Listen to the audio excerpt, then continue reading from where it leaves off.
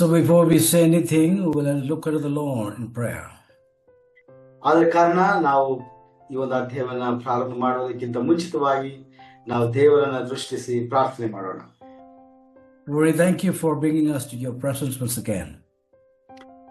ಮತ್ತೊಮ್ಮೆ ನಿನ್ನ ಸನ್ನಿಧಿಗೆ ನಮ್ಮನ್ನ ಒಟ್ಟುಗೂಡಿಸಿ ಕರೆಸಿದ್ದಕ್ಕಾಗಿ ನಾವು ನಿನಗೆ ಸ್ತೋತ್ರ ಮಾಡ್ತೇವೆ. Help us to be here with the fear of God. ನಾವಿಲ್ಲಿರುವಾಗ ಭಯಭಕ್ತಿಯಿಂದ ಇರುವುದಕ್ಕೆ ನಮಗೆ ಸಹಾಯ ಮಾಡು. We pray that you may speak tonight to us. ಈ ರಾತ್ರಿ ವೇಳೆಯಲ್ಲಿ ನೀ ನಮ್ಮ ಸಂಗಡ ಮಾತನಾಡು ಎಂಬುದಾಗಿ ನಾವು ಕೇಳಿಕೊಳ್ಳುತ್ತೇವೆ. So that we may be strengthened and reformed. ಮಾತ್ರವಲ್ಲದೆ ಅದರ ಮೂಲಕವಾಗಿ ನಾವು ಬಲಗೊಂಡು ನಿನ್ನಲ್ಲಿ ದೃಢವಾಗಿ ನಿಲ್ಲುವುದಕ್ಕೆ ನಮಗೆ ಸಹಾಯ ಮಾಡು. That we may glorify your name. ಅದರ ಮೂಲಕವಾಗಿ ನಾವು ನಿನ್ನ ನಾಮವನ್ನ ಮಹಿಮೆ ಪಡಿಸುವಂತೆ ನಮಗೆ ಸಹಾಯ ಮಾಡು. We pray for everyone who is listening now and hereafter. ಪ್ರತಿಯೊಬ್ಬರಿಗಾಗಿ ನಾವು ಪ್ರಾರ್ಥನೆ ಮಾಡ್ತಾ ಇದ್ದೇವೆ. ಈಗ ಕೇಳುವಂತವರಿಗೂ ಮುಂದೆ ಕೇಳುವಂತವರಿಗೂ ಸಹ ನಾವು ಬೇಡ್ತೇವೆ. Especially pray for Jason for good translation. ವಿಶೇಷವಾಗಿ ಜೇಸನ್ ಅವರು ಉತ್ತಮವಾದಂತ ಭಾಷಾಂತರವನ್ನು ಅನುಗ್ರಹಿಸುವಂತೆ ನಿಮಗೆ ಸಹಾಯ ಮಾಡು. Lord is working behind the curtain. ಮಾತ್ರವಲ್ಲದೆ ತೆರೆ ಹಿಂದೆ ಕಾರ್ಯಕೆಲಸ ಮಾಡ್ತಾ ಇರುವಂತ ಎಲ್ಲ ನಿನ್ನ ದಾಸರನ್ನ ನೀನು ಆಶೀರ್ವದಿಸು. Let your name alone be glorified. ನಿನ್ನ ನಾಮ ಒಂದೇ ಮಹಿಮೆ ಹೊಂದಲಿ. In Jesus' name we pray. ಯೇಸು ಕ್ರಿಸ್ತನ ಹೆಸರಿನಲ್ಲಿ ನಾವು ಪ್ರಾರ್ಥಿಸುತ್ತೇವೆ. Amen. Amen. Amen. Well, greetings to you all in Jesus' name, our risen Lord. ಪುನರುತ್ಥಾನ ಹೊಂದಿದಂತ ಯೇಸು ಕ್ರಿಸ್ತನ ಮಧುರವಾದ ನಾಮದಲ್ಲಿ ನಿಮ್ಮೆಲ್ಲರಿಗೂ ನಾನು ವಂದನೆಗಳನ್ನ ಶುಭಾಶಯಗಳನ್ನ ಕೋರುವಂತವನಾಗಿದ್ದೇನೆ. We are looking into some of the prophetical subjects or eschatological subjects. ನಾವು ಕಳೆದ ಅನೇಕ ವಾರಗಳಿಂದ ತಿಂಗಳುಗಳಿಂದ ಪ್ರವಾದನ ಸಂಬಂಧವಾದಂತಹ ಸತ್ಯವೇದ ಭಾಗಗಳನ್ನ ಪುಸ್ತಕಗಳನ್ನ ನಾವು ಅಧ್ಯಯನ ಮಾಡ್ತಾ ಬರ್ತಾ ಇದ್ದೇವೆ. And currently we are looking into the subject that is 70 weeks of Daniel. ಪ್ರಸ್ತುತವಾಗಿ ನಾವು ದಾನಿಯೇಲನ 70 ವಾರಗಳ ಕುರಿತಾಗಿರುವಂತ ಆ ಒಂದು ಅಧ್ಯಯನದಲ್ಲಿ ನಾವು ತೊಡಗಿಸಿಕೊಂಡು ಮುಂದುವರಿತಾ ಇದ್ದೇವೆ. And tonight let us try to see the purpose of Daniel's 70 weeks. ಈ ರಾತ್ರಿ ವೇಳೆಯಲ್ಲಿ ನಾವು ವಿಶೇಷವಾಗಿ ಈ ದಾನಿಯೇಲನ 70 ವಾರಗಳ ಮುಖ್ಯ ಉದ್ದೇಶ ಏನಾಗಿತ್ತು ಎಂಬುದರ ಕುರಿತಾಗಿ ನಾವು ಅಧ್ಯಯನ ಮಾಡೋಣ. Why did heavenly God determine 70 years for Daniel and his people? ಯಾಕೆ ದೇವರು ತನ್ನ ಜನರಿಗೋಸ್ಕರವಾಗಿ ಮಾತ್ರವಲ್ಲದೆ ದಾನಿಯೇಲನಿಗೋಸ್ಕರವಾಗಿ ಈ ಒಂದು 70 ವಾರಗಳನ್ನ ನಿಗದಿಪಡಿಸಿದನು ಎಂಬುದರ ಕುರಿತಾಗಿ ನಾವು ಅಧ್ಯಯನ ಮಾಡುವಂತವರಾಗಿರ್ತೇವೆ. And very directly that the purposes are mentioned in chapter 9 and verse 24. ಇದರ ಕುರಿತಾಗಿರುವಂತಹ ಉದ್ದೇಶವನ್ನ ದಾನಿಯೇಲನ ಪುಸ್ತಕ 9ನೇ ಅಧ್ಯಾಯ ಅದರ 24ನೇ ವಚನದಲ್ಲಿ ದಾನಿಯೇಲು ಬರೆಯೋದನ್ನು ನಾವು ನೋಡ್ತೇವೆ. And I would like to read for you. ನಾನು ಈ ಒಂದು ವೇದ ಭಾಗವನ್ನ ನಿಮಗೋಸ್ಕರವಾಗಿ ನಾನು ಓದುವುದಕ್ಕೆ ನಾನು ಬಯಸ್ತೇನೆ. 70 weeks are determined for your people and for your holy city. ನಿನ್ನ ಜನರಿಗೋಸ್ಕರವಾಗಿ ಈ 70 ವಾರಗಳು ನಿಗದಿಪಡಿಸಲಾಗಿದೆ ಎಂಬುದಾಗಿ ನಾವು ನೋಡ್ತೇವೆ. To finish the transgression. ಈ ಒಂದು ಅಪರಾಧ ನಿರ್ಣಯವನ್ನು ತೀರಿಸುವುದಕ್ಕೋಸ್ಕರವಾಗಿ ನೇಮಿಸಲ್ಪಟ್ಟಿದೆ. To make an end of sins. ಎಲ್ಲ ಪಾಪಗಳನ್ನ ಕಡೆಗಣಿಸುವುದಕ್ಕೋಸ್ಕರವಾಗಿ ನಿಗದಿಪಡಿಸಲಾಗಿದೆ. To make reconciliation for iniquity. ಮಾತ್ರವಲ್ಲದೆ ಎಲ್ಲ ತಪ್ಪು ದೋಷಗಳನ್ನ ಅಪರಾಧಗಳನ್ನ ಅದಕ್ಕೆ ಪ್ರಾಯಶ್ಚಿತ್ತ ಮಾಡುವುದಕ್ಕೋಸ್ಕರವಾಗಿ ನೇಮಿಸಲ್ಪಟ್ಟಿದೆ. To bring in everlasting righteousness. ಮಾತ್ರವಲ್ಲದೆ ನಿತ್ಯತ್ವಕ್ಕೂ ನೀತಿವಂತರನ್ನಾಗಿ ಮಾಡುವುದಕ್ಕೋಸ್ಕರವಾಗಿ ಏರ್ಪಡಿಸಲಾಗಿದೆ. To seal a vision and prophecy. ಮಾತ್ರವಲ್ಲದೆ ದರ್ಶನವನ್ನ ಮತ್ತು ಪ್ರವಾದನೆಯನ್ನ ಕಾಣುವಂತೆ ಇದನ್ನ ಏರ್ಪಡಿಸಲಾಗಿದೆ. And to anoint the most holy. ಮಾತ್ರವಲ್ಲದೆ ಅತಿ ಪರಿಶುದ್ಧರಾದಂಥವರನ್ನ ಅಭಿಷೇಕ ಪಡಿಸುವುದಕ್ಕೋಸ್ಕರವಾಗಿ ಈ ಒಂದು ವಾರಗಳನ್ನ ನಿಗದಿಪಡಿಸಲಾಗಿದೆ. So here we have a plain reading of the purposes of the 70 weeks of Daniel.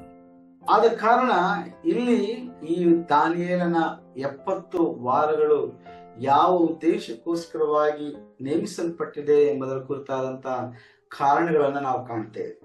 To finish the transgression. ಆದ್ರಿಂದ ಈ ಅಧರ್ಮವನ್ನ ಕೊನೆಗಾಣಿಸುವುದು. To put an end to sin. ಪಾಪಗಳನ್ನ ತೀರಿಸುವುದು.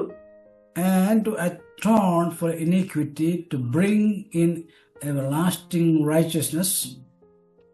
ಮಾತ್ರವಲ್ಲದೆ ಈ ಅಪರಾಧವನ್ನ ನಿವಾರಿಸುವಂತದ್ದು ಮಾತ್ರವಲ್ಲದೆ ಈ ಒಂದು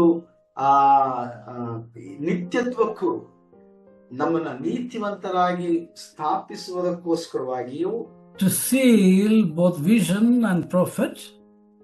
ಮಾತ್ರವಲ್ಲದೆ ಪ್ರವಾದಿಯ ಆ ಒಂದು ದರ್ಶನವನ್ನ ಅದನ್ನ ಮುದ್ರೆ ಹಾಕುವಂತೆ ಮಾಡುವುದಕ್ಕೂ. And anoint the most holy place. ಮಾತ್ರವಲ್ಲದೆ ಅತಿ ಪರಿಶುದ್ಧವಾದಂತ ಆ ಒಂದು ಸ್ಥಳವನ್ನ ಅಭಿಷೇಕಿಸುವುದಕ್ಕೋಸ್ಕರವಾಗಿ. This is the translation of the same word in a different version. ಈ ಒಂದು ವಾಕ್ಯಗಳನ್ನ ಅನೇಕ ಭಾಷಾಂತರಗಳಲ್ಲಿ ಭಾಷಾಂತರಿಸಲ್ಪಟ್ಟದ್ದಾಗಿದೆ.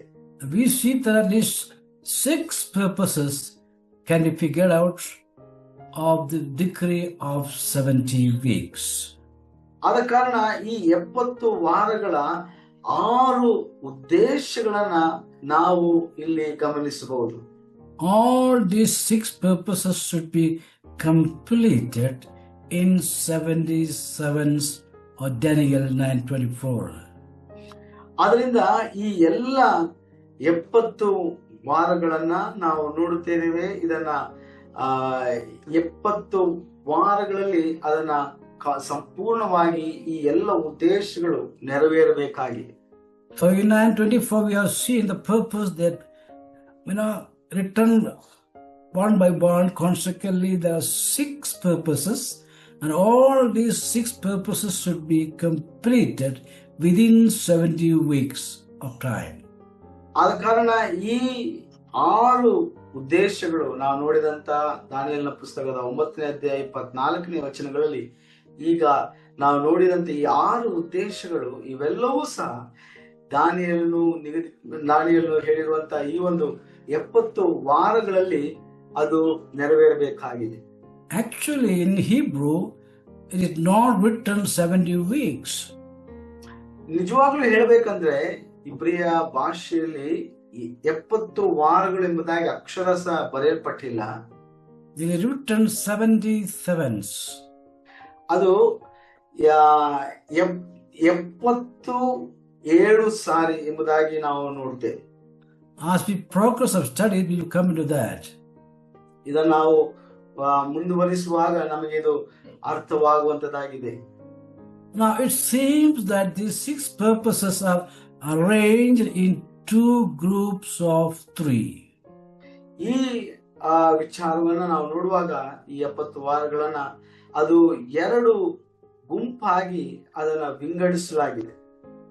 The first 3 has to do with sins of national Israel. ಮೊದಲನೇ ಭಾಗದಲ್ಲಿ ನಾವು ನೋಡುವಾಗ ಇದು ಇಸ್ರಾಯೇಲ್ ರಾಷ್ಟ್ರದ ಪಾಪಗಳ ಕುರಿತಾಗಿ ಸಂಬಂಧಪಟ್ಟದಾಗಿದೆ. And what are those sins? ಆ ಪಾಪಗಳು ಏನಾಗಿವೆ?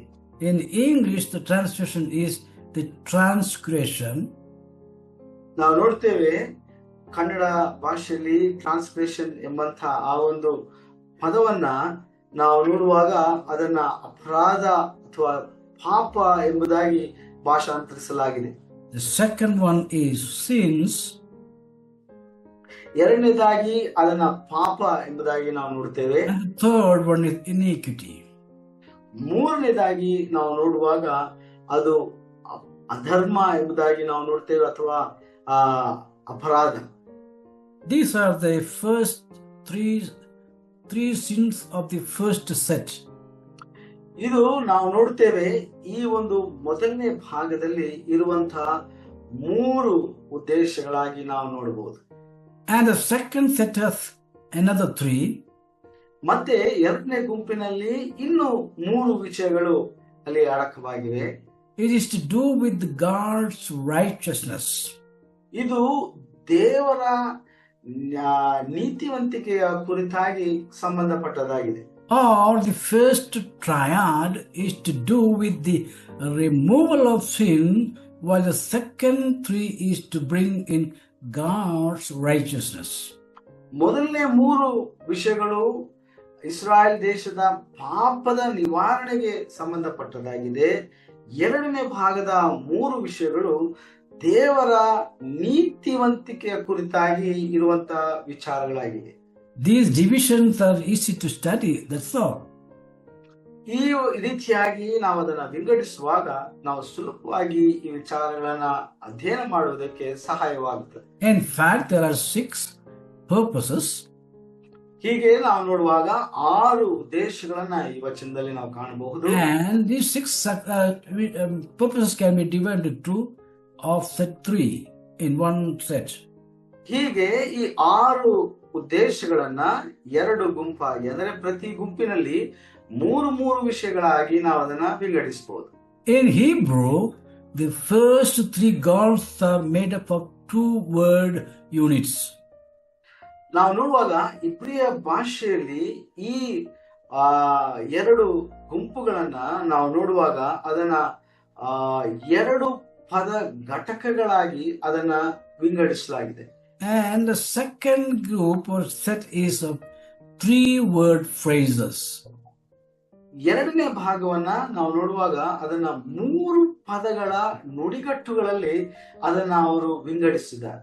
So non-futurists believe that although these goals were future in Daniel's day, they were all historically fulfilled in the death, resurrection, and ascension of Jesus Christ. ಆದ್ದರಿಂದ ದಾನಿಯೇಲನ ದಿನದಲ್ಲಿ ಈ ಎಲ್ಲ ಉದ್ದೇಶಗಳು ಭವಿಷ್ಯವಾಣಿಯಾಗಿ ನುಡಿದಿದ್ದಾದರೂ ಅವೆಲ್ಲವೂ ಐತಿಹಾಸಿಕವಾಗಿ ಯೇಸು ಕ್ರಿಸ್ತನ ಮರಣ, ಆತನ ಪುನರುತ್ಥಾನ ಮತ್ತು ಆತನ ಸ್ವರ್ಗದ ಆರೋಹಣದಲ್ಲಿ ನೆರವೇರಿದೆ ಎಂಬುದಾಗಿ ನಾವು ಭವಿಷ್ಯವಾದಿಗಳಲ್ಲದವರು ನಂಬುವಂತವರಾಗಿದ್ದಾರೆ. There are some scholars who think that it has nothing to do with future. ಏನ್ ಹೇಳಕ್ ಬಯಸ್ತಾ ಇದೀವಿ ಅಂದ್ರೆ, ಈ ಕೆಲವು ಸತ್ಯವೇದ ವಿದ್ವಾಂಸರು ಈ ವಿಚಾರಗಳು, ಅಂದ್ರೆ ಈ ನಾವು ನೋಡಿದಂತ ಉದ್ದೇಶಗಳು ಅದು ಭವಿಷ್ಯದ ಕಾಲದಲ್ಲಿ ಸಂಬಂಧಪಟ್ಟವುಗಳಲ್ಲ ಎಂಬುದಾಗಿ ಅವರು ನಂಬುತ್ತಾರೆ. It was future while Daniel was alive during his period. ಅಂದ್ರೆ ಅವರು ಹೇಳುವಂತದ್ದು ಅದು ದಾನಿಯೇಲನ ಕಾಲದಲ್ಲಿ ಅವನು ಜೀವಿಸುವಾಗ ಅವನಿಗೆ ಅದು ಭವಿಷ್ಯವಾಣಿಯಾಗಿ ಅಥವಾ ಭವಿಷ್ಯದಲ್ಲಿ ಒಂದು ನಡೆಯುವಂತ ಘಟನೆಗಳಾಗಿದ್ದವು ಎಂಬುದಾಗಿ ಅವರು ನಂಬ್ತಾರೆ. But later all these are fulfilled in the death, resurrection and ascension of Jesus Christ. ಆದರೆ ಯೇಸು ಕ್ರಿಸ್ತನ ಆತನ ಮೊದಲನೇ ಬರುಣದಲ್ಲಿ ಈ ಎಲ್ಲ ಸಂಗತಿಗಳು, ಅಂದ್ರೆ ದಾನಿಯೇಲನು ಭವಿಷ್ಯವಾಣಿಯಾಗಿ ಕಂಡಂತೆ ಎಲ್ಲ ಸಂಗತಿಗಳು ಯೇಸು ಕ್ರಿಸ್ತನಲ್ಲಿ ಆ ಭವಿಷ್ಯವಾಣಿಗಳು, ಅಂದ್ರೆ ಆ ಪ್ರವಾದನೆಗಳು ನೆರವೇರಿದವು ಎಂಬುದಾಗಿ ಅವರು ನಂಬುತ್ತಾರೆ. So it's a matter of past history. ಆದ್ದರಿಂದ ಇದು ಈ ವಿಚಾರ ಏನಿದೆ ಅದು ಐತಿಹಾಸಿಕವಾದಂತ ಒಂದು ವಿಚಾರವಾಗಿದೆ. Nothing to happen in future about this. ಆದ್ದರಿಂದ ಭವಿಷ್ಯದಲ್ಲಿ ಈ ವಿಚಾರಗಳು ಅಥವಾ ಈ ಸಂಗತಿಗಳು ಯಾವುದು ಸಂಭವಿಸಬೇಕಾಗಿಲ್ಲ.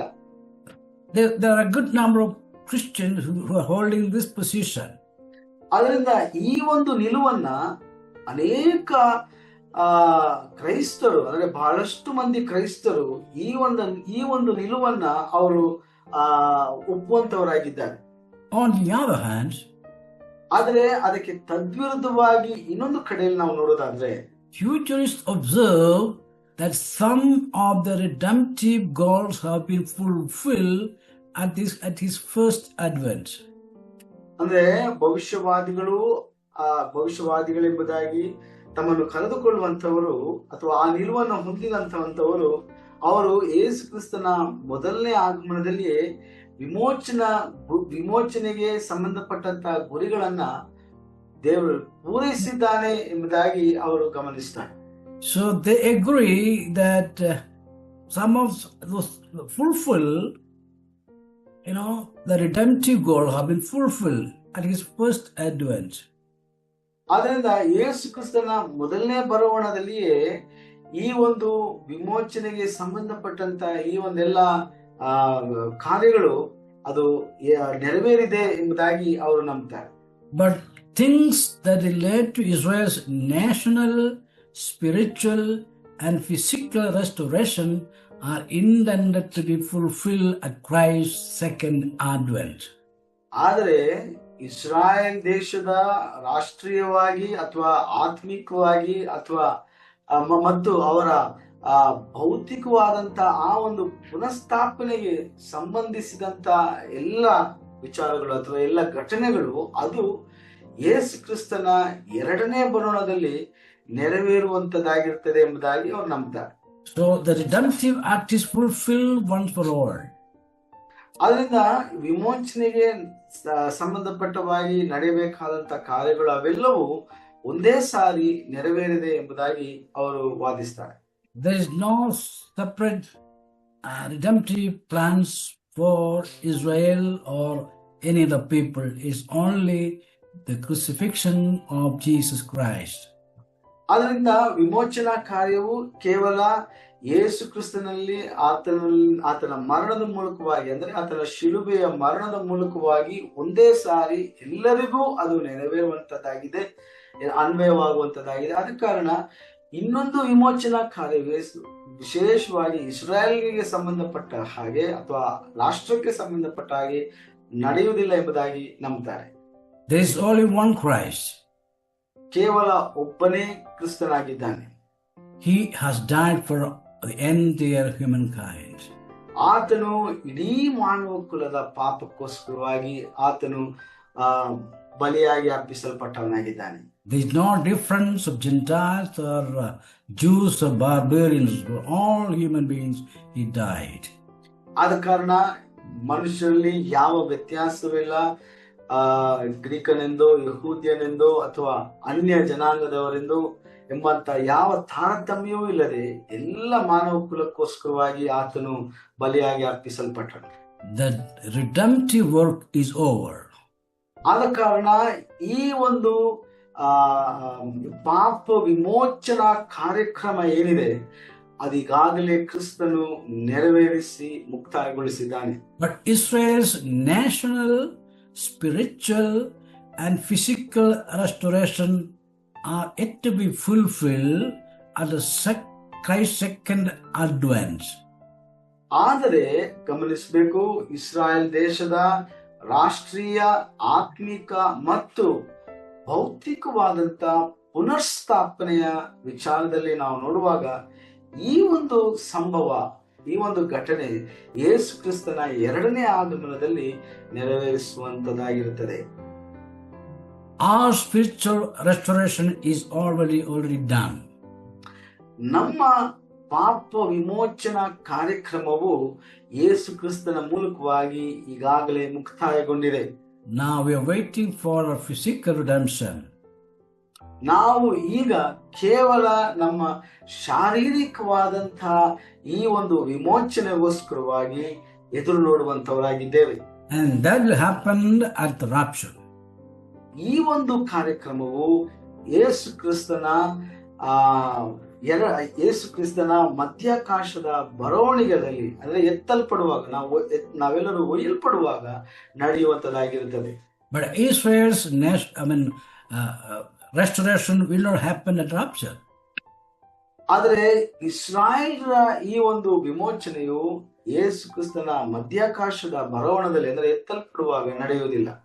It is at the second advent of Jesus Christ.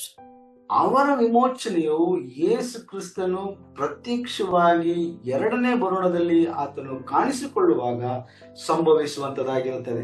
We have seen someone past that the two advents of his coming, second coming.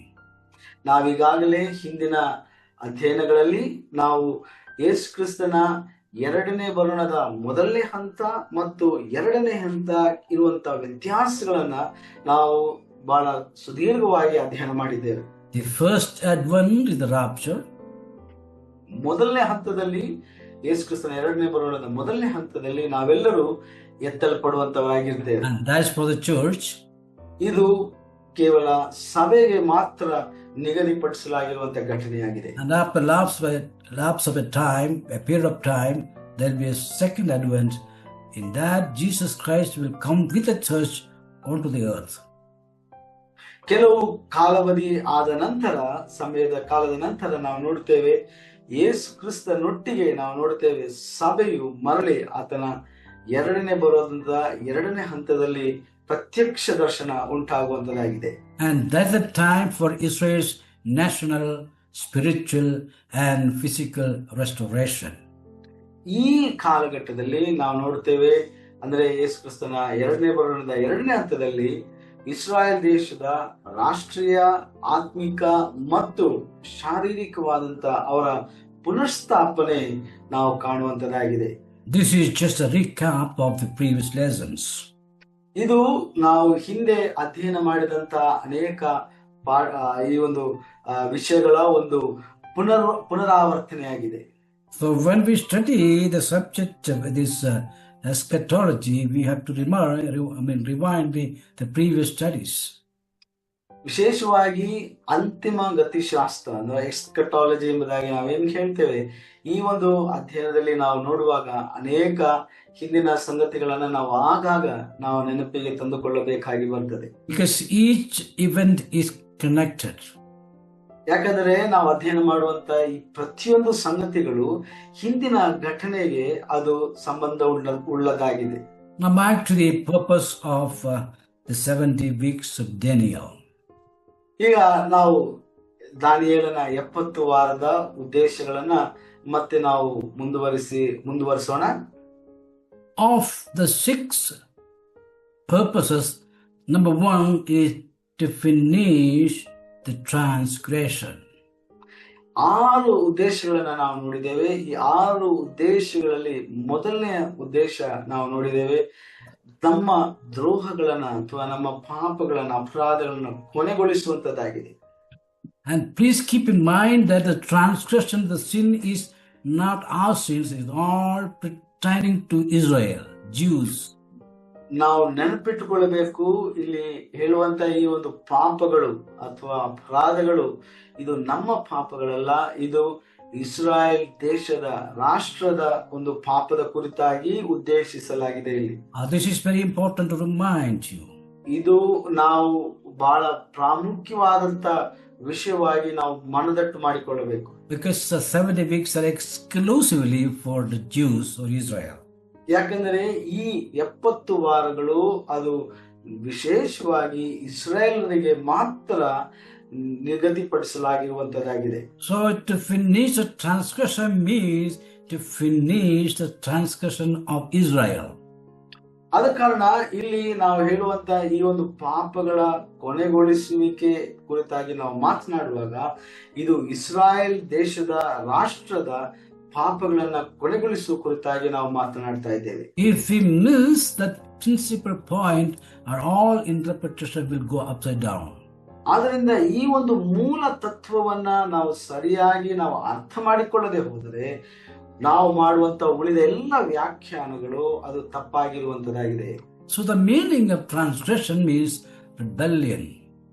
ಆದ ಕಾರಣ ಇಲ್ಲಿ ನಾವು ನೋಡುವಂತ ಈ ಒಂದು ಪಾಪ ಅಥವಾ ದ್ರೋಹ ಇದರ ಕುರಿತಾಗಿ ಅರ್ಥವನ್ನ ನಾವು ನೋಡುವಾಗ ಒಂದು ಅರ್ಥ ಹೀಗಿದೆ, ಅതെಂದರೆ ತಿರುಗಿ ಬೀಳುವಂತದ್ದು. That is Jews' rejection of Jesus as the Messiah. ಅಂದ್ರೆ ಯಹೂದ್ಯರು ಯೇಸು ಕ್ರಿಸ್ತನನ್ನ ತಮ್ಮ ಮೆಸ್ಸಿಯನಾಗಿ ಅವರು ತಿರಸ್ಕಾರ ಮಾಡುವಂಥದ್ದು. Matthew chapter 23, 37 through 39. ಮತ್ತಾಯನ ಬರೆದ ಸುವಾರ್ತೆ 23ನೇ ಅಧ್ಯಾಯ 37ರಿಂದ 39 ವಚನಗಳಲ್ಲಿ ನಾವು ಇದನ್ನು ಕಾಣಬಹುದು. That is the transgression of the Jews or Israel. They rejected Jesus as the Messiah, and that is the transgression. ಇಲ್ಲಿ ನಾವು ನೋಡುವಂತ ಈ ಒಂದು ಪಾಪ ಅದು ವಿಶೇಷವಾಗಿ ಇಸ್ರಾಯೇಲರು ಮಾಡುವಂತ ಪಾಪ. ಏನು ಅವ್ರು ಮಾಡುವಂತ ಪಾಪ? ಯೇಸು ಕ್ರಿಸ್ತನನ್ನ ಮೆಸ್ಸಿಯನಾಗಿ ಅವರು ಸ್ವೀಕಾರ ಮಾಡದೆ ಆತನಿಗೆ ತಿರುಗಿ ಬೀಳುವುದು ಅವರು ಮಾಡುವಂತ ಪಾಪವಾಗಿದೆ. Till date, nation Israel has not accepted Jesus as the Messiah. ಈ ದಿನದವರೆಗೂ ಇಸ್ರಾಯೇಲ್ ದೇಶವು ರಾಷ್ಟ್ರೀಯವಾಗಿ ಅವರು ಯೇಸು ಕ್ರಿಸ್ತನನ್ನ ತಮ್ಮ ಮೆಸ್ಸಿಯನಾಗಿ ಅಂಗೀಕಾರ ಮಾಡಲಿಲ್ಲ. We know back in the gospel, the narrative that the Pilate asked the crowd, "Whom do you want, Barabbas or Jesus?" ನಮಗೆ ಗೊತ್ತಿದೆ, ಯೇಸು ಕ್ರಿಸ್ತನ ಶಿಲುಬೆಯ ಮರಣದ ಆ ಒಂದು ಸಂದರ್ಭದಲ್ಲಿ ಆತನು ಪಿಲಾತನು ನೆರೆದಂತ ಜನಸಮೂಹಕ್ಕೆ ಒಂದು ಆಯ್ಕೆಯನ್ನ, ಒಂದು ಆರಿಸುವಿಕೆಯನ್ನ ಕೊಡ್ತಾನೆ. ಅದೇನಪ್ಪಾ ಅಂತಂದ್ರೆ, ಈ ಸಮಯದಲ್ಲಿ ನಿಮಗೆ ಯಾರು ಬೇಕು, ಬರಬ್ಬನು ಬೇಕು ಅಥವಾ ಯೇಸು ಕ್ರಿಸ್ತನನ್ನ ಬಿಡುಗಡೆ ಮಾಡಬೇಕು ಎಂಬಂತ ಒಂದು ಆಯ್ಕೆಯನ್ನು ಅವರ ಮುಂದೆ ಇಡ್ತಾನೆ. The people at one voice they shouted or cried out that we want Barabbas, crucify him, Jesus. ನಾವು ನೋಡ್ತೇವೆ, ಜನರೆಲ್ಲರೂ ಸೇರಿ ಘಂಟಾಘೋಷದಿಂದ ಒಂದೇ ಸ್ವರದಿಂದ ಅವರು ಹೇಳಿದರು, ನಮಗೆ ಬರಬ್ಬನನ್ನ ಬಿಡುಗಡೆ ಮಾಡು, ಯೇಸು ಕ್ರಿಸ್ತನನ್ನ ಶಿಲುಬೆಗೆ ಹೇರಿಸು ಎಂಬುದಾಗಿ ಅವರು ಕೂಗಿದರು. And tonight also, if somebody listening to me who has not accepted Jesus Christ, the same sound voice resounds. Whom do you want, Barabbas or Jesus Christ? ಒಂದು ವೇಳೆ ನನ್ನ ಸ್ವರವನ್ನ ಕೇಳ್ತಾ ಇರುವಂತ ಈ ಒಂದು ರಾತ್ರಿ ವೇಳೆಯಲ್ಲಿ ನೀವು ಸಹ ಆ ಒಂದು ಪರಿಸ್ಥಿತಿಯಲ್ಲಿ ಇರುವುದಾದರೆ, ಯಾರು ನಿಮಗೆ ಯಾರನ್ನ ನೀವು ಆಯ್ಕೆ ಮಾಡ್ತೀರಿ? ಬರಬ್ಬನನ್ನ ನೀವು ಆಯ್ಕೆ ಮಾಡ್ತೀರೋ ಅಥವಾ ಯೇಸು ಕ್ರಿಸ್ತನನ್ನ ನೀವು ಸ್ವೀಕಾರ ಮಾಡುತ್ತೀರೋ? The choice or the responsibility is with you. ನಾವು ಮಾಡುವಂತ ಈ ಒಂದು ಆಯ್ಕೆ ಇದು ಸಂಪೂರ್ಣವಾಗಿ ನಮಗೆ ಕೊಟ್ಟಿರುವಂತ ಒಂದು ಜವಾಬ್ದಾರಿಯಾಗಿದೆ, ಒಂದು ಸ್ವಾತಂತ್ರ್ಯವಾಗಿದೆ. There is no force. ಯಾರು ನಮಗೆ ಒತ್ತಾಯಪಡಿಸುತ್ತಾ ಇಲ್ಲ ಇಲ್ಲಿ. It's fully depend on a personal decision. ಇದು ಸಂಪೂರ್ಣವಾಗಿ ನಮ್ಮ ವೈಯಕ್ತಿಕವಾದಂತ ನಿರ್ಧಾರಕ್ಕೆ ಅದು ಅವಲಂಬಿತವಾಗಿದೆ. Nobody can make Jesus acceptable by force. ಯಾರು ಕೂಡ ಯೇಸು ಕ್ರಿಸ್ತನನ್ನ ಬಲವಂತವಾಗಿ ಸ್ವೀಕಾರ ಮಾಡುವುದಕ್ಕೆ ಸಾಧ್ಯವಿಲ್ಲ. It is our own choice, your own choice. ಅದು ನಮ್ಮ ಸ್ವಂತ ಆಯ್ಕೆಯಾಗಿರುತ್ತದೆ. So Pilate gave the choice to the people. They rejected. ಹೀಗೆ ಪಿಲಾತನು ನೆರೆದಂತ ಯಹೂದ್ಯ ಆ ಒಂದು ಸಮೂಹಕ್ಕೆ ಆರಿಸುವಿಕೆಯ ಈ ಒಂದು ಆಯ್ಕೆ ಮಾಡುವಂತಹ ಒಂದು ಅವಕಾಶವನ್ನು ಅವರಿಗೆ ಕೊಡ್ತಾನೆ. And that is their transgression. ಅಲ್ಲಿ ಕಾಣುವಂತ ಇಲ್ಲಿ ಕಾಣುವಂತ ಈ ಒಂದು ಪಾಪ ಅಥವಾ ದ್ರೋಹ ಇದೇ ಆಗಿದೆ. So one of the purposes of the 70 weeks of Daniel is to finish this transgression. ಆದ ಕಾರಣ ದಾನಿಯೇಲನ 70 ವಾರಗಳ ಒಂದು ಉದ್ದೇಶ ನಾವು ನೋಡುತ್ತಾ ಇರುವಂತದ್ದು ಇಲ್ಲಿ ಅದೇನೆಂದ್ರೆ ಇಸ್ರಾಯೇಲರ ದ್ರೋಹಗಳನ್ನ ಕೊನೆಗಾಣಿಸುವಂತದ್ದು. There's a day coming, then the nation Israel will accept Jesus Christ as the Messiah. In that way, the transgression will be finished. ಆದ್ದರಿಂದ ಅತಿ ಬೇಗನೆ ಆ ದಿನ ಬರುತ್ತಾ ಇದೆ, ಹತ್ತಿರವಾಗಿದೆ. ಯಾವಾಗ ಅಂದರೆ ಆ ದಿನದಲ್ಲಿ ಇಸ್ರಾಯೇಲರು ಯೇಸು ಕ್ರಿಸ್ತನನ್ನ ತಮ್ಮ ಮೆಸ್ಸಿಯನಾಗಿ ಸ್ವೀಕಾರ ಮಾಡುವುದರ ಮೂಲಕವಾಗಿ ಅವರ ದ್ರೋಹಗಳಿಗೆ ಪರಿಹಾರ ಸಿಕ್ಕುವಂತದಾಗಿದೆ. Now they are partially blinded. ಈಗ ನಾವು ನೋಡುತ್ತೇವೆ, ಅವರು ತಾತ್ಕಾಲಿಕವಾಗಿ ಕುರುಡರಾಗಿದ್ದಾರೆ. They can understand Jesus as the Messiah. ಯೇಸು ಕ್ರಿಸ್ತನೇ ಮೆಸ್ಸಿಯನು ಎಂಬಂತ ಸತ್ಯವನ್ನ ಅವರು ಅರ್ಥ ಮಾಡಿಕೊಳ್ಳುವುದಕ್ಕೆ ಸಾಧ್ಯವಾಗಿಲ್ಲ. There's a word in Hebrew, there's kale from kala. ಇಬ್ರಿಯ ಭಾಷೆಯಲ್ಲಿ, ಮೂಲ ಭಾಷೆಯಲ್ಲಿ ಒಂದು ಪದ ಪ್ರಯೋಗ ನಾವು ನೋಡ್ತೇವೆ. ಅಂದ್ರೆ ಕಾಲೆ ಎಂಬಂತ ಪದ ಅದು ಕಾಲಾ ಎಂಬಂತ ಪದದಿಂದ, ಮೂಲ ಪದದಿಂದ ಬಂದಂತಾಗಿದೆ. This is the word translated in English to finish. ಈ ಒಂದು ಮೂಲ ಭಾಷೆಯ ಪದದಿಂದಲೇ ಇಂಗ್ಲಿಷ್ ಭಾಷೆಯಲ್ಲಿ, ಆಂಗ್ಲ ಭಾಷೆಯಲ್ಲಿ ಬರುವಂತಹ ಒಂದು ಅರ್ಥವಾಗಿದೆ. ಅಂದ್ರೆ ಮುಗಿಸುವಂಥದ್ದು, ಕೊನೆಗಾಣಿಸುವಂಥದ್ದು. The meaning is to bring an end. ಅದರ ಅರ್ಥ ಹೀಗಿದೆ, ಅಂದ್ರೆ ಅಂತ್ಯವನ್ನ ಕಾಣುವಂಥದ್ದು ಅಥವಾ ಅಂತಿಮವಾಗಿ ಕೊನೆಗೊಳಿಸುವಂಥದ್ದು. To shut up. ಮುಚ್ಚಿ ಹಾಕುವಂಥದ್ದು. To close.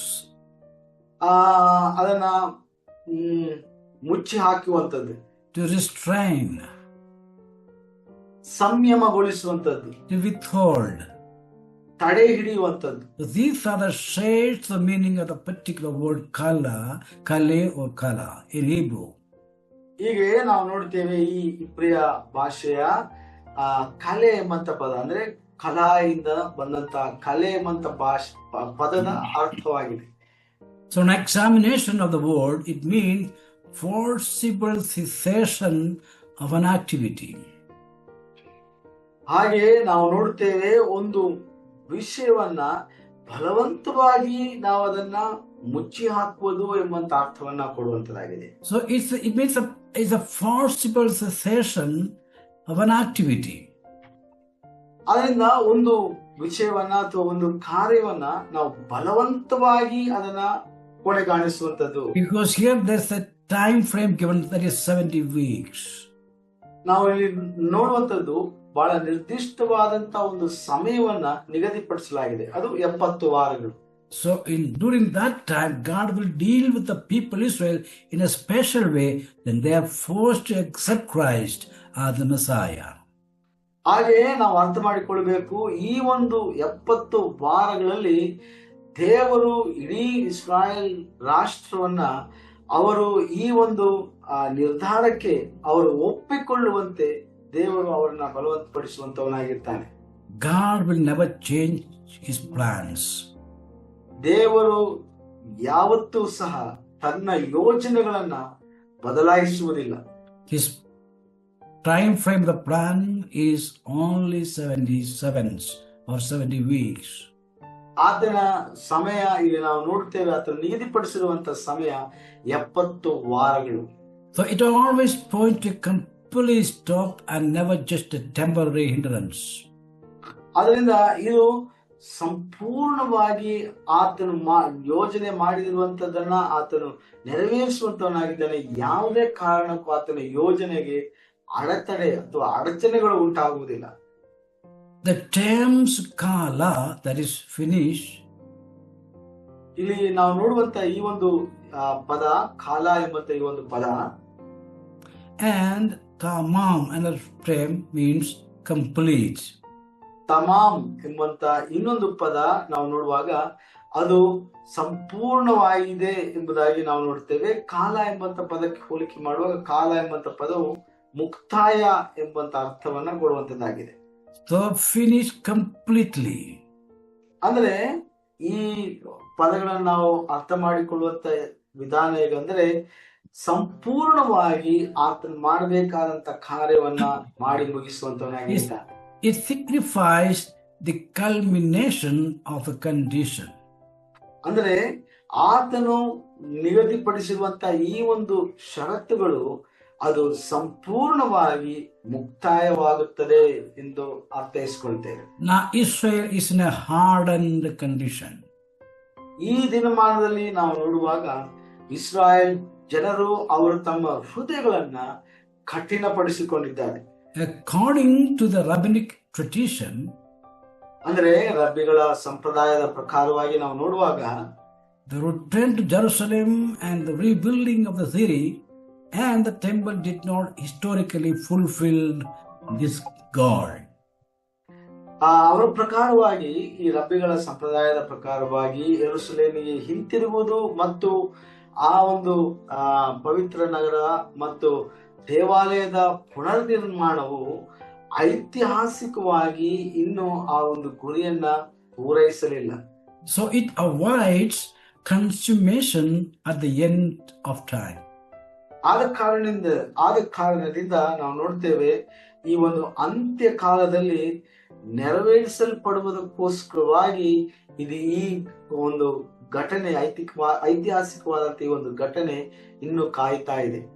This final atonement for the national remnant of Israel will be in future. ಅದರಿಂದ ಮುಂದೆ ಭವಿಷ್ಯದಲ್ಲಿ ಇಡೀ ಇಸ್ರಾಯೇಲ್ ಜನಾಂಗದ ಈ ಒಂದು ವಿಮೋಚನೆಯು ಅಥವಾ ಆ ಒಂದು ದೋಷ ಪರಿಹಾರವು ಮುಂದೆ ಭವಿಷ್ಯದಲ್ಲಿ ನಡೆಯುತ್ತದೆ ಎಂಬುದಾಗಿ ನಾವು ನೋಡ್ತೇವೆ. Prophets Zechariah, Ezekiel, Jeremiah and Isaiah, they're all mentioned about this thing in the scripture. ಆದ ಕಾರಣ ನಾವು ನೋಡ್ತೇವೆ ಜಕರ್ಯನಾಗಿರ್ಬೋದು, ಎಸೆಕಿಯೇಲನಾಗಿರ್ಬೋದು, ಯೆರೆಮೀಯನಾಗಿರ್ಬೋದು, ಯೆಶಾಯನಾಗಿರ್ಬೋದು, ಈ ಎಲ್ಲ ಪ್ರವಾದಿಗಳು ಈ ಒಂದು ಅಂತಿಮ ದೋಷ ಪರಿಹಾರದ ಕುರಿತಾಗಿ ಅವರೆಲ್ಲರೂ ಪ್ರವಾದದ ನುಡಿಗಳನ್ನ ನುಡಿದಿರುವುದನ್ನು ನಾವು ನೋಡ್ತೇವೆ.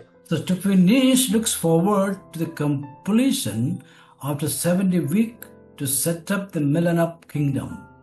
ಆದ ಕಾರಣ ಮುಕ್ತಾಯಗೊಳಿಸುವಂತದ್ದು ಎಂಬುದಾಗಿ ನಾವು ನೋಡುವಾಗ ಈ ಒಂದು 70 ವಾರಗಳು ಆ ಸಹಸ್ರಮಾನದ ಆ ಒಂದು ಆಳ್ವಿಕೆಗೆ ಈ ಒಂದು ಘಟನೆ ಸಂಪೂರ್ಣವಾಗಿ ಮುಕ್ತಾಯವಾಗುವಂತದ್ದಾಗಿರುತ್ತದೆ.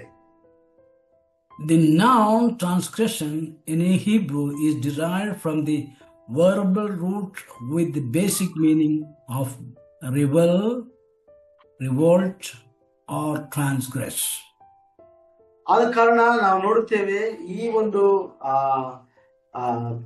ಒಂದು ಪದ ಪ್ರಯೋಗ ಇಲ್ಲಿ ನಾವು ನೋಡುವಂತದ್ದು ಇಬ್ರಿಯ ಭಾಷೆಯಲ್ಲಿ ಅವಿಧೇಯತೆ ಎಂಬಂತ ಈ ಒಂದು ನಾಮಪದವು ಬಂಡಾಯ, ದಂಗೆ, ಅತಿಕ್ರಮಣ ಎಂಬಂತ ಮೂಲ ಅರ್ಥವನ್ನ ಹೊಂದಿರುವಂತಹ ಮೌಖಿಕವಾದ ಮೂಲದಿಂದ ಹುಟ್ಟಿಕೊಂಡಿದೆ. Pesha, Pesha is the noun form in Hebrew. ಇಬ್ರಿಯ ಭಾಷೆಯಲ್ಲಿ ನಾವು ನೋಡುವಾಗ ಪೇಶ ಎಂಬಂತ ಪದದಿಂದ ಇದು ಬಂದಿರುವಂತದ್ದಾಗಿ ನಾವು ನೋಡ್ತೇವೆ. It is derived from Pasha, Pasha. Pasha, ವ್ಯಾಶ ಎಂಬಂತ ಈ ಒಂದು ಪದದಿಂದ ಈ ಒಂದು ಪದ ಬಳಸಲಾಗಿದೆ. As I told you, the basic meaning of the term is to rebel.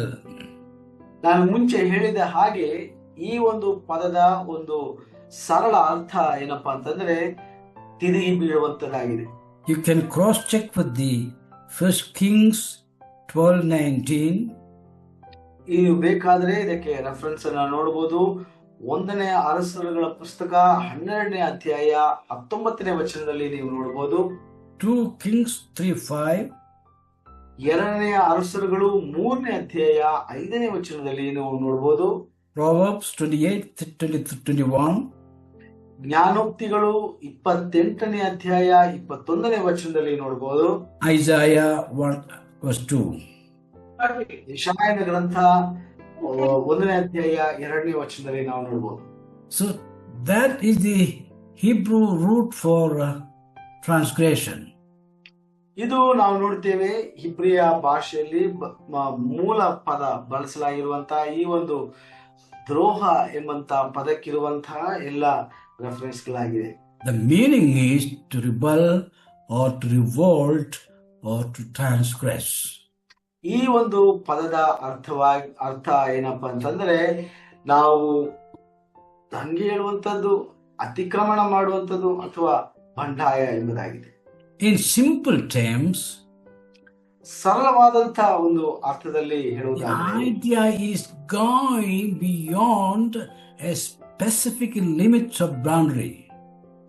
ಅಂದ್ರೆ ಒಂದು ನಿರ್ದಿಷ್ಟವಾದಂತಹ ಒಂದು ಗಡಿಯನ್ನ ನಾವು ದಾಟಿ ಹೋಗುವಂತದ್ದಾಗಿದೆ. The Lord has set some certain limit for a child of God. ದೇವರು ತನ್ನ ಮಕ್ಕಳಿಗೋಸ್ಕರವಾಗಿ ಒಂದು ನಿರ್ದಿಷ್ಟವಾದಂತ ಒಂದು ಗಡಿಯನ್ನ ಆತನು ನಿರ್ಮಿಸಿದ್ದಾನೆ. And what to do, what not to do, what to eat, what not to eat, what to drink, where to go, what to see, what to hear, and all those things. There's boundary for a child of God. ಒಬ್ಬ ದೇವ ಮಗನಿಗೆ ಅಥವಾ ಮಗಳಿಗೆ ದೇವರು ಒಂದು ಗಡಿಯನ್ನು ನಿರ್ಧರಿಸಿದ್ದಾನೆ. ಅಂದ್ರೆ ನಾವೇನ್ ಮಾಡಬೇಕು, ಏನ್ ಕುಡಿಬೇಕು, ಏನ್ ತಿನ್ಬೇಕು, ಏನು ಎಲ್ಲಿ ಹೋಗ್ಬೇಕು, ಈ ಎಲ್ಲ ವಿಚಾರದ ಕುರಿತಾದಂತಹ ಒಂದು ನಿರ್ದಿಷ್ಟವಾದಂತಹ ಒಂದು ಗಡಿ ರೇಖೆಯನ್ನು ಆತನು ಏರ್ಪಡಿಸಿದ್ದಾನೆ. So whenever you are diverting from that particular limit or boundary, the Holy Spirit within you will murmur. ಅದರಿಂದ ನೀವು ಯಾವಾಗ ಈ ಒಂದು ಗಡಿ ರೇಖೆಯನ್ನ ಪಾರು ಮಾಡಿ ಹೋಗ್ತಿರೋ, ಆಗ ನಿಮ್ಮಲ್ಲಿರುವಂತ ದೇವರಾತ್ಮನು, ಪವಿತ್ರಾತ್ಮನು ನಿಮ್ಮಲ್ಲಿ ಎಚ್ಚರಿಕೆಯನ್ನ ಮೂಡಿಸುವಂತವನಾಗಿರ್ತಾನೆ. So when you are going beyond the line, even if the Spirit told you, that is transgression. ಆದ ಕಾರಣ ಯಾವಾಗೆಲ್ಲ ನೀವು ಈ ಗಡಿ ರೇಖೆಯನ್ನ ಪಾರು ಮಾಡಿ ಹೋಗ್ತೀರೋ, ಅಂದ್ರೆ ದೇವರ ಆತ್ಮನು ನಿಮ್ಮಲ್ಲಿ ಎಚ್ಚರಿಕೆಯನ್ನ ನೀಡಿದಾಗಲೂ ಸಹ ನೀವು ಅವಿಧೇಯರಾಗಿ ಆ ಒಂದು ಗಡಿ ರೇಖೆಯನ್ನ ಪಾರು ಮಾಡಿ ಹೋಗ್ತೀರೋ, because we have an indwelling Holy Spirit. ಯಾಕಂದ್ರೆ ನಮ್ಮೊಳಗೆ ಯಾವಾಗಲೂ ನಿರಂತರವಾಗಿ ವಾಸ ಮಾಡುವಂತ ಪವಿತ್ರಾತ್ಮನು ನೆಲೆಗೊಂಡಿದ್ದಾನೆ. It is contrary to say that yes, I have Holy Spirit within me and doing if it is not guiding you. ಹೌದು, ಆದ ಕಾರಣ ನಮ್ಮೊಳಗೆ ಪವಿತ್ರಾತ್ಮನು ನಿರಂತರವಾಗಿ ವಾಸ ಮಾಡುವಾಗ ನಾವು ದೇವರು ಹಾಕಿದಂತ ಈ ಒಂದು ಗಡಿ ರೇಖೆಯನ್ನ ನಾವು ಪಾರು ಮಾಡುವುದಕ್ಕೆ ಸಾಧ್ಯವಿಲ್ಲ. Spirit is one. ಆತ್ಮನು ಒಬ್ಬನೇ. And the same Spirit in you is within you, and the same Spirit is within me. ನಿಮ್ಮಲ್ಲಿರುವಂತ ಅದೇ ಪವಿತ್ರಾತ್ಮನು ನನ್ನಲ್ಲಿಯೂ ಸಹ ಇದ್ದಾನೆ. The Holy Spirit is God. ಪವಿತ್ರಾತ್ಮನು ದೇವರಾಗಿದ್ದಾನೆ. So he cannot contradict. ಆದ ಕಾರಣ ಆತನು ಯಾವತ್ತೂ ಸಹ ಆತನು ತದ್ವಿರುದ್ಧವಾಗಿ ಮಾಡುವುದಕ್ಕೆ ಸಾಧ್ಯವಿಲ್ಲ. If something is right for you and if it's guided by Holy Spirit, the same is applied to me also. ಆದ ಕಾರಣ ನನ್ನಲ್ಲಿ ಏನಾದರೂ ಪವಿತ್ರಾತ್ಮನು ಒಳ್ಳೆ ಕೆಲಸವನ್ನ ಮಾಡಿದಾನೆ, ಅದಕ್ಕೆ ತದ್ವಿರುದ್ಧವಾಗಿ ನಿಮ್ಮಲ್ಲಿ ಮಾಡುವುದಕ್ಕೆ ಸಾಧ್ಯವಿಲ್ಲ. That is a spirit guided life. ಇದು ಆತ್ಮನಿಂದ ನಡೆಸಲ್ಪಟ್ಟಂತ ಒಂದು ಜೀವಿತವಾಗಿರುತ್ತದೆ. There is no need of arguments. ಆದ ಕಾರಣ ಇಲ್ಲಿ ಯಾವುದೇ ರೀತಿಯಾದಂತ ತರ್ಕಗಳಿಗೆ ಅವಕಾಶ ಉಂಟಾಗುವುದಿಲ್ಲ. No need for any logic application. ಅಥವಾ ಅದಕ್ಕೆ ಯಾವುದೇ ವಿಶೇಷವಾದಂತಹ ಒಂದು ಲಾಜಿಕ್ ಆಗಲಿ, ಒಂದು ಕಾರಣಗಳಾಗಲಿ ನಾವು ಹುಡುಕಬೇಕು. Holy Spirit will within you will lead you to the right way only. ನಿಮ್ಮಲ್ಲಿರುವಂತ ಪವಿತ್ರಾತ್ಮನು ನಿಮ್ಮನ್ನು ಯಾವಾಗಲೂ ಸರಿಯಾದ ದಾರಿಯಲ್ಲಿ ಆತ ನಡೆಸುವಂತವನಾಗಿರ್ತಾನೆ. So transgression simply means crossing the limit or crossing the boundary. ಆದ ಕಾರಣ ಇಲ್ಲಿ ನಾವು ಹೇಳುವಂತ ಈ ಒಂದು ಅವಿಧೇಯತೆ ಅಥವಾ ದ್ರೋಹ ಎಂಬುದಾಗಿ ನಾವೇನ್ ಹೇಳ್ತೇವೆ, ಇದು ಈ ಪರಿಮಿತಿಗಳನ್ನ ದಾಟುವುದು ಅಥವಾ ಆ ಒಂದು ಗಡಿ ರೇಖೆಗಳನ್ನ ನಾವು ಮೀರಿ ಹೋಗುವಂಥದ್ದು. And that is what Israel did when Christ came. ಇದನ್ನೇ ಇಸ್ರಾಯೇಲರು ಮಾಡಿದ್ದು, ಅವ್ರು ಮಾಡಿದಂತ ಅಪರಾಧ. ಯಾವಾಗ ಯೇಸು ಕ್ರಿಸ್ತನು ಆತನು ಮೊದಲನೇ ಬಾರಿ ಇಸ್ರಾಯೇಲರಲ್ಲಿ ಆತನು ಪ್ರತ್ಯಕ್ಷನಾದಾಗ, he came to his own, but they didn't accept him. That's what we read. ಆತನು ತನ್ನ ಸ್ವಂತ ಜನರಿಗೋಸ್ಕರವಾಗಿ ಆತನು ಬಂದನು, ಆದರೆ ಆತನ ಜನರು ಅವನನ್ನ ತಿರಸ್ಕರಿಸಿದರು.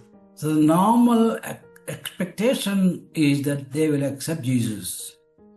ಆದ್ರಿಂದ ಸಾಮಾನ್ಯವಾದಂತ ಒಂದು ವಿಚಾರವಾಗಿತ್ತು, ಅಂದ್ರೆ ಅವರು ಯೇಸು ಕ್ರಿಸ್ತನನ್ನ ಮೆಸ್ಸಿಯನಾಗಿ ಸ್ವೀಕಾರ ಮಾಡ್ತಾರೆ ಎಂಬುದಾಗಿ. And that is a boundary. ಅದು ಒಂದು ಗಡಿರೇಖೆಯಾಗಿತ್ತು. But they breached that boundary. ಆದರೆ ಅವರು ಆ ಒಂದು ಗಡಿರೇಖೆಯನ್ನ ಅವರು ಮೀರಿ ಹೋದರು. They rejected Jesus Christ.